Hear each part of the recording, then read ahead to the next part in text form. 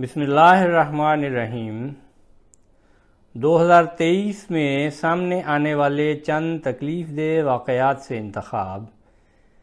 اسلامی جمہوریہ پاکستان میں احمدیوں پر ہونے والے دردناک مظالم کی الم انگیز داستان، مرتبہ مہر محمد داؤد۔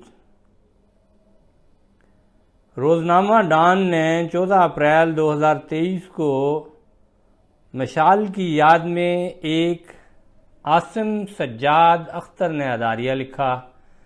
ہم اس کی ہر بات سے متفق تو نہیں، لیکن آزادی اظہار رائے سے متعلق بعض امور کے بیان کے لیے اس کا خلاصہ پیش خدمت ہے۔ موصوف لکھتے ہیں کہ مشال کوئی عام طالب علم نہ تھا، بلکہ وہ بہت خاص تھا۔ وہ افسر شاہی کے خلاف کھڑا ہو گیا تھا۔ اللہ کرے کہ جس مقصد کے لیے وہ کھڑا ہوا تھا اس کا تسلسل جاری رہے، اور یہ مشال انتظار کر رہا ہے۔ مشال کا 6 سال قبل اس کے ساتھی طالب علموں نے تشدد کر کے قتل کر دیا تھا۔ اس کے پیارے انصاف کے لیے آج تک در بدر کی ٹھوکریں کھا رہے ہیں، مگر ریاست کے شب و روز میں کوئی فرق نہیں پڑا، اور ایک اہم واقعہ ایک مبہم یاد بن کر رہ گیا ہے۔ وہ جج جو مشال کے والد اقبال لالا کو سماعت کے لیے بلاتے، اب آپس میں دست و گریباں ہو رہے ہیں۔ مذہب کے ٹھیکیدار، ملاں اور بظاہر پرجوش میڈیا کی شخصیات توہین کرنے والوں کو سرعام تشدد کر کے مارنے پر اکسا رہے ہیں۔ ہماری نوجوان نسل سریع الاعتقادی نفرت پر مبنی ہیجان انگیز رویے اور عجیب ذہنی فتور کا شکار ہے۔ حال ہی میں سرکار نے اعلان کیا ہے کہ دہشت گردی دوبارہ پھوٹ پڑی ہے اور اس کے سدباب کے لیے دوبارہ کارروائی کی ضرورت ہے۔ سن 2000 کی پہلی اور دوسری دہائی میں لوگوں کو جھوٹے قصے کہانیاں بیچے گئے۔ اس وقت بھی ناقدین ببانگ دہل اس پراپیگنڈے کے خلاف آواز اٹھا رہے تھے، اور اب بھی اٹھا رہے ہیں۔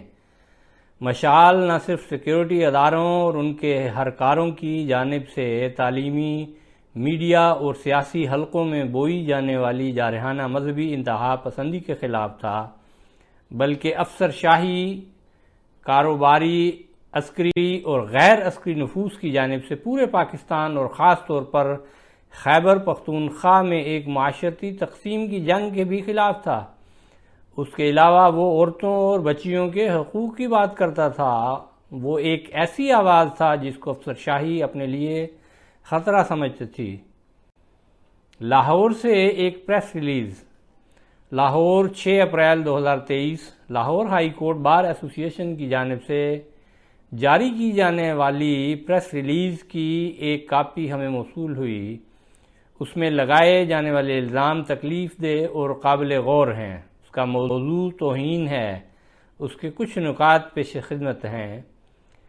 پریس ریلیز میں کہا گیا ہے کہ سوشل میڈیا پر پاکستان میں ایک منظم سازش کے تحت نوجوانوں سے گستاخانہ مواد انٹرنیٹ پر نشر کروایا جا رہا ہے، اور ایسے لوگوں کی تعداد 4 لاکھ تک پہنچ چکی ہے۔ اس کے علاوہ 100 سے زائد افراد کو گستاخی کے جرم میں گرفتار کیا گیا ہے، اور ان میں سے ایک کو سزائے موت ہو چکی ہے، اور ہر عدالت نے ان کی ضمانت نامنظور کی ہے۔ نیز فحش مواد کی مدد سے نوجوانوں کو گمراہ کر کے گستاخی کروائی جا رہی ہے۔ یہ پریس ریلیز صباحت رضوی کی جانب سے نشر کی گئی ہے، جو بار کی پہلی منتخب خاتون سیکریٹری ہے۔ اگر اس پریس ریلیز میں کوئی سچائی ہے اور پاکستان کو اتنے بڑے پیمانے پر نشانہ بنایا جا رہا ہے، تو کیوں کسی بھی میڈیا ہاؤس نے خطرے کی گھنٹی نہیں بجائی؟ کیوں کسی سیاستدان، دانشور، صحافی، مذہبی قیادت یا عدلیہ نے اس پر بات نہیں کی؟ یہ بات ضروری ہے۔ اس پریس ریلیز کی تحقیق کی جائے اور پتہ چلایا جائے کہ آیا اس میں کوئی سچائی ہے، یا پھر یہ اپنے کسی ذاتی مفاد کو حاصل کرنے کی خواہش اور بھونڈی کوشش ہے۔ یقیناً کوئی بھی محب وطن ایسی حرکت نہیں کرے گا کہ اپنے مفاد کے لیے وطن عزیز کے معاشرے کو ایسا پیش کرے کہ جس کی بقا کا دار و مدار صرف توہین کے الزامات پر ہے۔ وزیر اعظم کی جانب سے ایسٹر کی نیک تمنائیں۔ وزیر اعظم شہباز شریف نے یہ ٹویٹ کی کہ میں دنیا بھر کی مسیحی برادری اور خاص طور پر پاکستانی مسیحی بہن بھائیوں کو ایسٹر کی مبارکباد دیتا ہوں۔ ہمیں عہد کرنا چاہیے کہ ہم اس دنیا کو پرامن بنائیں جہاں ہر برادری امن سے رہے اور امید کی صبح کی تعمیر کریں۔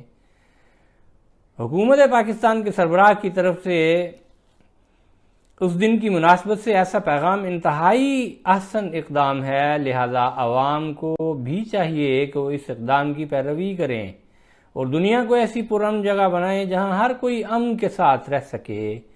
جماعت احمدیہ پر حکومت کی جانب سے زبردستی اقلیت کا ٹھپا لگا دیا گیا۔ احمدی بھی مختلف تہوار مناتے ہیں اور ان کے اکثر تہوار وہی ہیں جو دوسرے مسلمان مناتے ہیں، لیکن ریاست کی جانب سے ان کے لیے کبھی کوئی پیغام نشر نہیں کیا گیا۔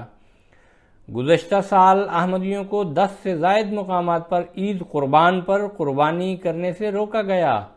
پولیس کو تو احمدیوں کی مدد کرنی چاہیے تھی تاکہ وہ امن کے ساتھ قربانی کر سکیں، لیکن ایسا نہیں ہوا۔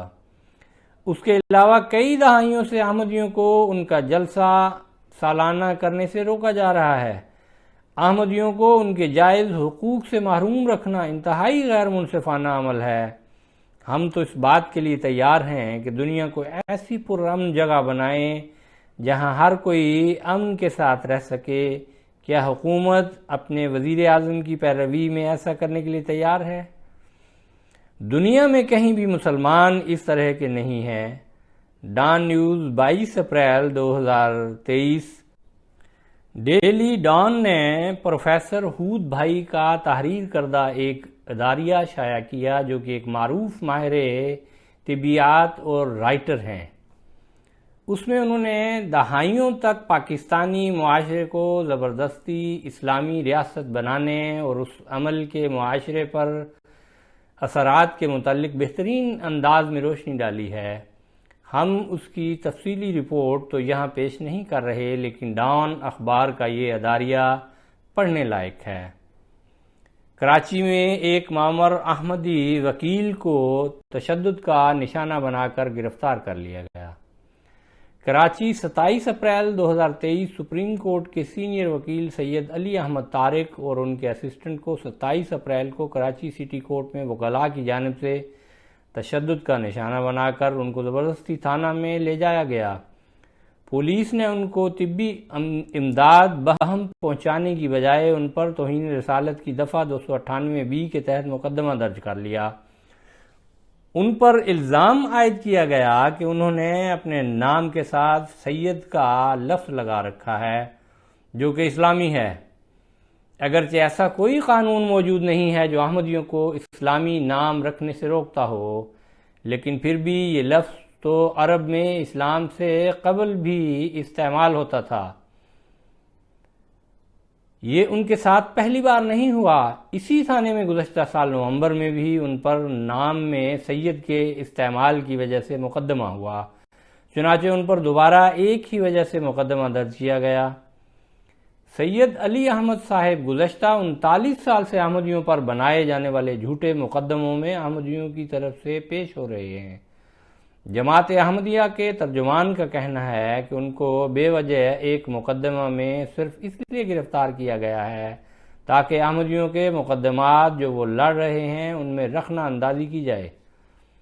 ترجمان نے کہا کہ یہ بات مضحکہ خیز ہے کہ سید علی احمد پر ایک ہی تھانے میں ایک ہی جرم کے لیے 2 بار مقدمہ درج کیا گیا ہے۔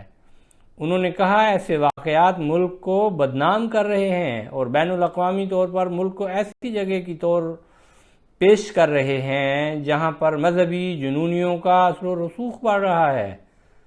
ترجمان نے مزید کہا کہ وہ سید علی احمد کی فوری رہائی اور ساتھ ان پر اور ان کے غیر احمدی اسسٹنٹ پر حملہ اور تشدد کرنے والوں کے محاسبہ کا مطالبہ کرتے ہیں۔ یہاں اعلیٰ پولیس افسران کا رویہ بھی قابل غور ہے کہ جب ان کو ایک معمر احمدی وکیل کے ساتھ اس بےایمانہ غیر قانونی اور غیر انسانی سلوک روکنے کے لیے کہا گیا تو وہ وکلاء کی غنڈہ گردی کے سامنے بے بس نظر آئے۔ سید علی احمد نے اپنے ایک ہندو دوست وکیل کو مدد کے لیے کہا۔ اس نے ابتدائی کارروائی تو کر دی، لیکن بعد میں اس نے کیس پر کام کرنے سے انکار کر دیا اور فیس کے پیسے واپس کر دیے۔ احمد اب کسی وکیل کی تلاش میں ہیں۔ یاسر لطیف ہمدانی نے ایک ٹویٹ میں لکھا کہ ایک احمدی کو صرف نام میں سید ہونے کی وجہ سے گرفتار کر لیا گیا۔ یہ آرٹیکل 20 اور 2 کی کھلی خلاف ورزی ہے۔ ایسے کام کر کے ہم نازی حکومت جیسا طرز عمل اپنا رہے ہیں۔ ہجوم نے لاہور میں ایک احمدیہ مسجد کا گھیراؤ کر لیا اور پولیس نے احمدی بزرگان کو ہی گرفتار کر لیا۔ راج گڑھ سمن آباد لاہور 15 تا 17 اپریل 2023۔ 15 اپریل کو ایک ہجوم نے احمدیہ نماز سینٹر کے باہر جمع ہو کر اس کے صدر دروازے پر لوہے کی سلاخوں سے حملہ کر دیا اور لاؤڈ سپیکر پر احمدیت مخالف نعرے بلند کرنے لگے۔ انہوں نے لوگوں کو یہ کہہ کر بھڑکانا شروع کیا کہ یہاں پر لوگوں کو گمراہ کیا جا رہا ہے اور ختم نبوت پر ڈاکے ڈالے جا رہے ہیں۔ انہوں نے پولیس کو کہا کہ احمدیوں کو گرفتار کیا جائے اور وہیں دھرنا دے کر بیٹھ گئے۔ پولیس نے علاقے کے احمدی عمائدین کو کہا کہ وہ اس سینٹر کو کھولیں تو ان کو بتایا گیا یہاں اس وقت کوئی بھی نہیں ہے۔